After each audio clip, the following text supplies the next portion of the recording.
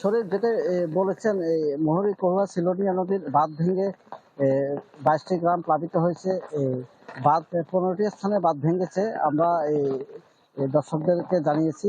তবে এই মহুরী নদীর পানি এখন বিপদসীমা 63 সেন্টিমিটার উপর দিয়ে প্রবাহিত হচ্ছে। গতকাল যেটা আরো অনেক বেশি ছিল।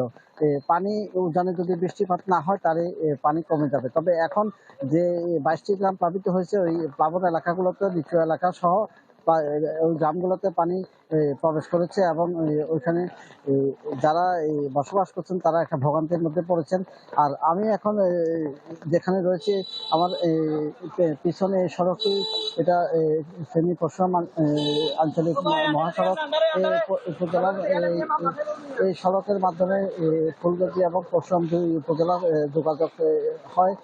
ফেনী শহরের সাথে এখন যোগাযোগ বিচ্ছিন্ন রয়েছে। এখন এই সড়ক দিয়ে পায়ে হেঁটে যাওয়া ছাড়া এখন আর কোনো বিকল্প নেই, যেহেতু এই সড়কের মধ্যে এখন পানি রয়েছে প্রায় কোথাও হাঁটু পরিমাণ, কোথাও কোমর পরিমাণ।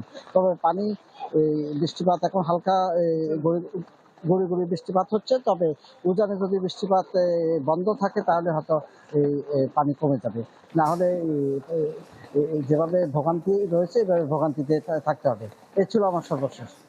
ধন্যবাদ আপনাকে আমাদের সাথে যোগ দেওয়ার জন্য। দর্শক, ফেনীর চিত্র দেখাচ্ছিলাম আপনাদের।